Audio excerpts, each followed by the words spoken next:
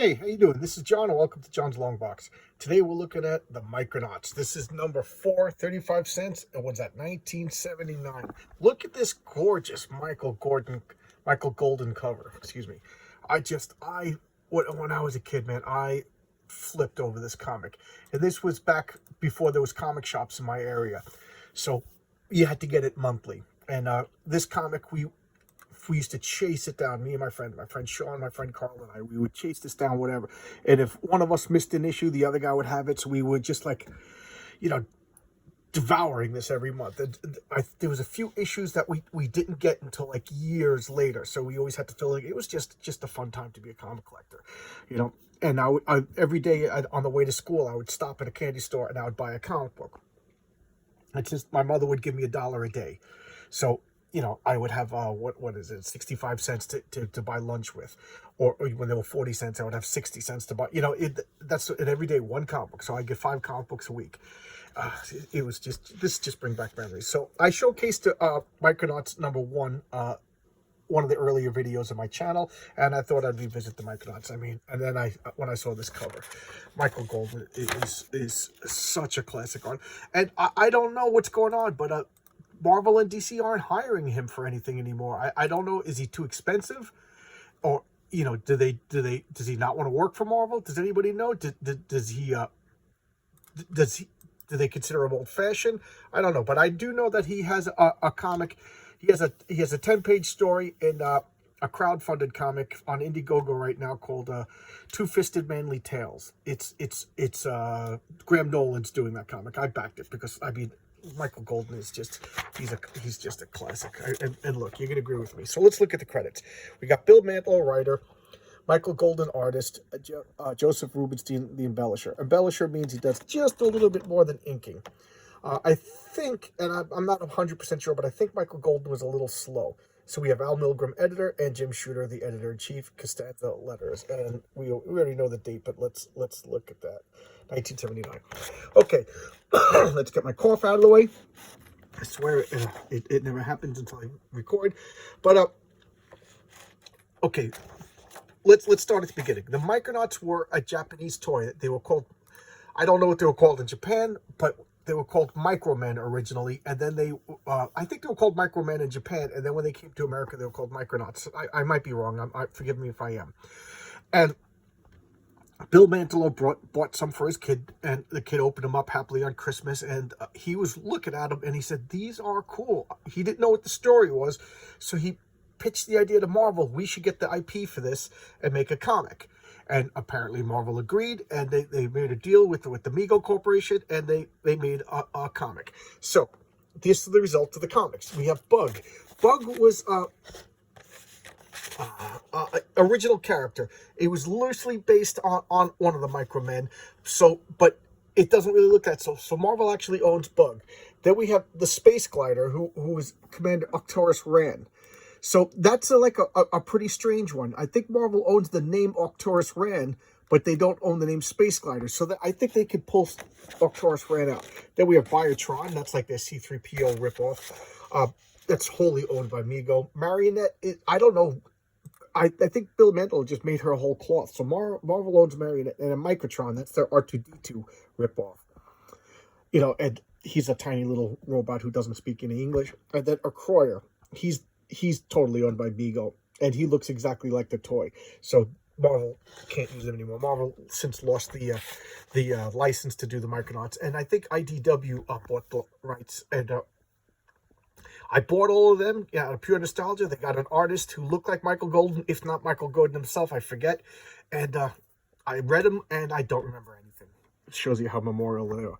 But you know, when you're 9, 10 years old, and you read stuff and you love it over and over again, it just gets stuck in your memory. So, what's going on? It's a Star Wars ripoff. There's no other way to describe it. So what we have here is a full-on rebellion going on the planet of Homeworld. And Baron Karza, that's this guy, and he's a full-on Mego-owned license, so Marvel can't use him anymore, but, you know, definitely inspired by Darth Vader, if you ask me. He's in charge of the body banks. And what are the body banks? If you're rich and you're getting old and you need a new heart, You go to Baron Karza for a price, he gives you a new heart. What if your hand is rotting? He gives you a new hand. You know, you have it. You get it. So rich people can get immortality. Poor people, you know, they'll sell a hand. They'll sell a kidney. They'll sell a liver. And if you're a condemned criminal, they'll take your heart, stuff like that. But there's a rebellion. So these are all fodder for the body banks. These are the dog soldiers. Think of them as stormtroopers. They're going to round up all of these rebels. And you know, look at that. I just love Michael Goldman. It's just so beautiful. See, here's the dog soldiers. They're issuing commands, and these are phoboses. Phoboses were like evil versions of Biotron. Biotron was the good robot. Phoboses are the bad robots. And Biotron was this big, and you put the person in. But in this comic, they shrunk Biotron down a little bit.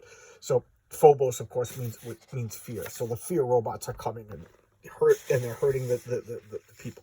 And these were all different toys that the Micronauts rode.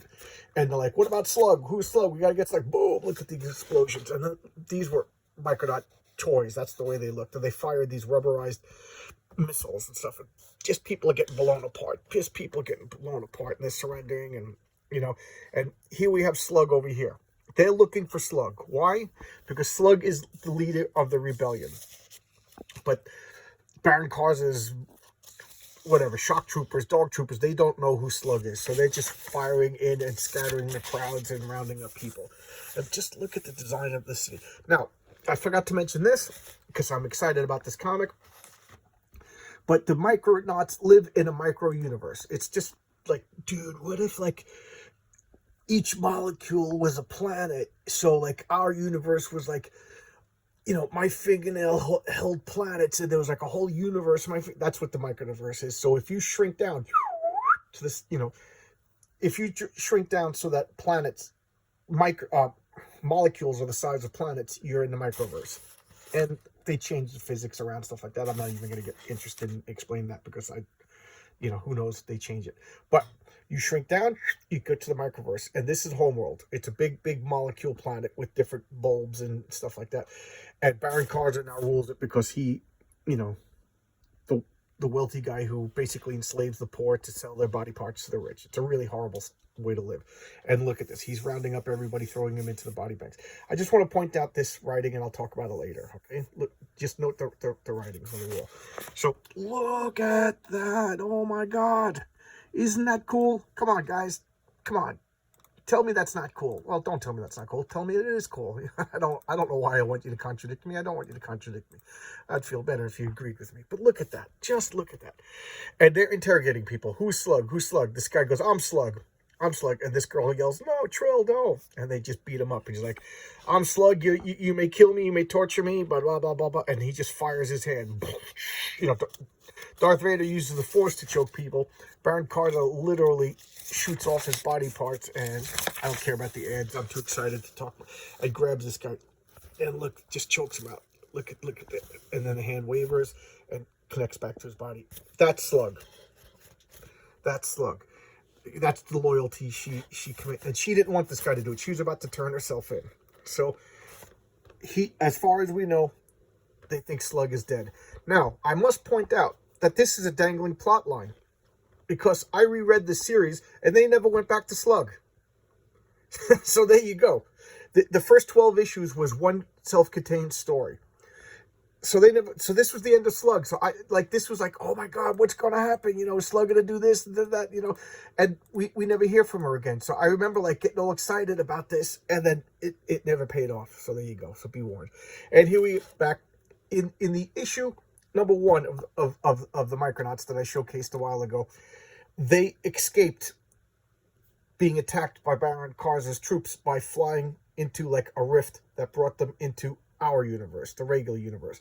And the trick is, they're the size of toys. So you know, whatever the Micronauts were, I think they were 4 inches or 5 inches or whatever. That's the size of people from the microverse. So this is, you know, big, but it's you know, toy size. So people think that the Micronauts are toys. And when they first materialized, the stress of breaching dimensions or expanding or whatever you want to call it to our plane of existence, they were all rendered unconscious. A little boy found them, put them in a box, and was playing with them when they woke up. So there you go. So here's Marionette. She is like the princess. So she's the Princess Leia character. And she escaped by putting on this makeup and doing a crazy little dance and made everybody think that she was like a puppet. So they called her Marionette, even though her real name was like Princess Mary. And her brother is Oberon. He's the Force commander. So he looks like Baron Karza, but he's all in shining white. So and they really didn't do much with him either. They hinted at him, and I was like, oh, all excited for him, but whatever. These two are the real heroes of the story. And then Acroyer and Bug. So they're the real heroes. Everybody else is secondary character. So she's like, we got to get back. There's craziness going on. There's violence. There's revolution. There's uprisings. And Arcturus Rand is going, yeah, I agree with you. But our ship needs repairs. We're not going to get anywhere. We got to fix stuff. And Biotron's like, land it down someplace safe. And Biotron will fix it all. And I'm just skipping over the edge because, like I said, I'm excited about this comic. So cut to these guys. They're in Daytona Beach, Florida. Okay, this is the kid that found them and put him in his box. Okay, there's the box that he used to put him in and here's the father. And he's like, those are cool toys, whatever, blah, blah, blah, blah. And now Bug is going to jump around. So even though they're just flying around in the backyard, and he thinks he's a real locust. He squirts them down, and look at that. So now it's like adventures. It's like a 50s movie. So, even though he looks like, so they think he's a bug when they look at him at casual glance, and I didn't realize it as a kid, but now as I'm saying it as an adult, I realize that's why he was designed, so that they could think of him as a bug when he came to this world. Oh, okay, all right. So here's the hose going on, the dog's all excited, and what do they have? They have the bad guys. That's right. Baron Karza sent a squad of dog soldiers after them through the same portal into our universe to capture the Micronauts, and they got defeated. So this kid has all the toys, all the ships that are the size of toys, and the soldiers that are the size of action figures. These are Acroyers. They're like a warrior race that are like welded into their armor when their body reaches full maturity. So the father works at a human engineering laboratory, human engineering living laboratory or something like that. And they work on like cybernetics and medical things to bionics and cybernetics and stuff, and medical advances. So he's taking them because they realize they're not toys. They realize they're living beings. So they're bringing them there to study. There you go. And here, yeah, you're going through the checkpoints, everything like that. And this guy looks and he sees a gigantic, look at that freaking bug on the back of the car. So here we are. Okay. Human Engineering Life Laboratories. Dun, dun, dun. So here they are, is Bug. He does have the power to cling to everything. He's an insectivoid. That's the name of his race of people. And if you could picture a molecule in your head with the different, bulbs connected by thing, each bulb has like a different race. So there's one bulb is human, one bulb is insectivoids. I think the Acroyers live on a whole nother molecule, and one's like the farming bulb and whatever. So there you go. And again, I'm skipping over the ends to this. So he's going to see what's going on, investigating everything. And this is Dr. Philip Prometheus, because what a villain name if ever you heard one. And he's the head scientist of hell. They're villains, right? Come on. And these two are good guys, but they don't know what's going on. They also don't know that this guy's wacky. So look at they make the deranged face, the bead of sweat, so he's nuts. And I didn't pick up on any of that when I was a kid because I'm stupid. I'm a stupid kid. What do you want me to say?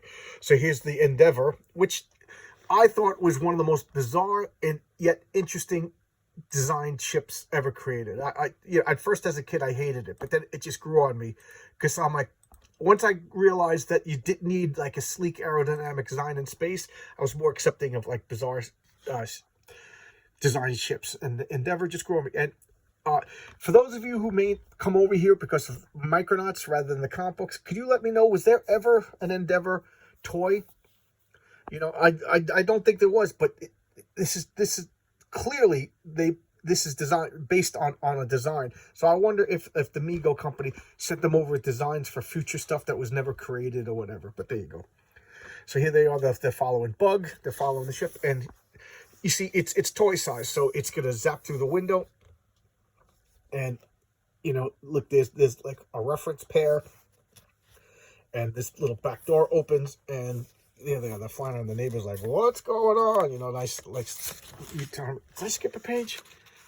No, I did not. I did not. Okay, and I'm just skipping the ads. I usually goof on the ads. So it's flying irregularly, like it's hitting things. Why? Because everything's beat up. This ship went through.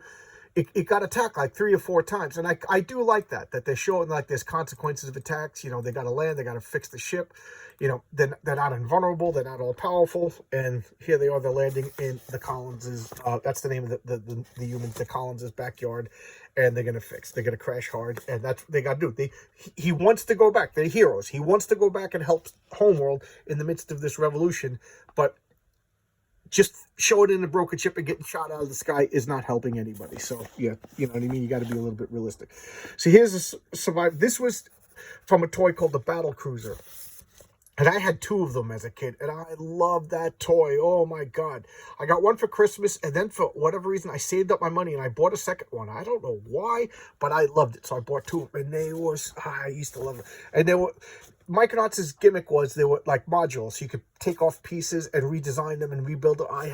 So when I had 2 of them, I could make like all these wacky designs and stuff like that. It was just so much fun. I really enjoyed it. So this is a Prince Chaitan. He's the usurper for the Acroyers. And Acroyer from the good guy team, the rightful ruler of that world is always called Acroyer. You know what I mean? So think of it as like king, and then you are the king's people. So the Acroyers are the people of the Acroyer, the rightful ruler. Now this is Prince Chaitan, his younger brother, who, with the help of Baron Karza, usurped the throne of the Acroyer. And I didn't pick this up as a kid, but Baron Karza used his machines to do a thought wave that enslaved all the people. So all the people are only loyal to Chaitan because of this thought wave. And here Baron Karza is, I'm hereby severing our alliance. You're useless to me. So he got defeated by the Micronauts, and he's coming up with excuses. The thought wash, not thought wash. The thought wash I use on your people so that they would think your brother, the true prince, is dead, is hereby removed. No, they'll turn on me. They're warrior people. They're very honorable. You don't know what to do. And then, of course, Baron Karza laughs, because that's what villains do. They laugh. And he is Peter Parker. He puts a picture in himself, and this is like a Spidey Super Stories villain, the photographer. But, with Twinkies, all things will be set correct. And I have to agree with that statement. And now they're just affecting repairs in the garage. And here's Biotron. He's like, strange. By all senses, they indicate that the current tension between Commander and Princess is the emotion commonly referred to as love. Yet they seem unconscious of it. I wonder why. Oh, well, it's getting late, and I have a ship to repair. So, they're bickering and fighting just like Han Solo and Princess Leia, because they don't realize they're in love. That's such a trope. Again, this was... I make no bones about it. This was ripping off Star Wars. And I think if Bill Mantlo were around, he would say the same thing. Yeah, I ripped off Star Wars. And this is the C-3PO character, but he's also the caretaker. He's going to fix all the ship. So this is Astrolab. Astrolab was a Micronaut toy, and I never had it. So it opens up and Astrolab comes out. So it's just like a little like short-range flyabout thing, and it has sensors. So they're going to explore and let Biotron fix the ship. Even if they work on the ship, they're not as efficient as this one guy by himself. So there you go. So, they're going off to explore. And next issue, the Prometheus Pit. What is that? I'll just tell you. That crazy psycho Philip Prometheus, he designed this pit because he long suspected that in one of those coincidences that only occur in comic books, he long suspected that there was a universe, a microverse, and he built this pit that, as you fall into it, you compressed and blammo, you materialize into the microverse. And what are the odds that a guy who was always suspecting on that, working on means, is delivered proof via these Acroyers? But that's the way comic books work. So next issue, they use the Prometheus Pit to go back into the microverse, and of course Prometheus jumps in after him, and he's this giant, because regular Micronauts are only 5 or 6 inches tall in our universe. When humans go down, they're like 100 feet tall in that universe. So he just floats in the micro space and then dies from space or whatever, asphyxiation. Ta-da! I just ruined a 60-year-old comic book for you, but I'm a jerk like that. So I wanted to talk about that writing. There was that graffiti everywhere in the comics, and then they finally published like a glossary or a Rosetta Stone to show you. And it was like a 1-for-1 English letter cipher. So you could go and translate them. And I thought that was so much fun. I loved it. And then you go back and you read them. And the messages were disappointing. They were like, you know, Force Commander is coming or whatever. Baron Kaiser will be defeated. But I thought they were like, it was cool and fun, but it was kind of like the Christmas story, drink your Ovaltine. So this is a little schematic of the Endeavor, their ship. How cool is this? How cool is that? This is the scale in comparison to Force Commander. And like I said, this is like this little lever that opens it up. That's for a toy. You know what I mean? So why is that on there? I don't know. But because to me, the only explanation was that it was a blueprint for a toy. But it's not a toy that was ever made. So there you go. All right, so I'm going to go now. Thank you. I'll see you tomorrow with another video. And thanks for checking me out. I really appreciate it. Bye-bye.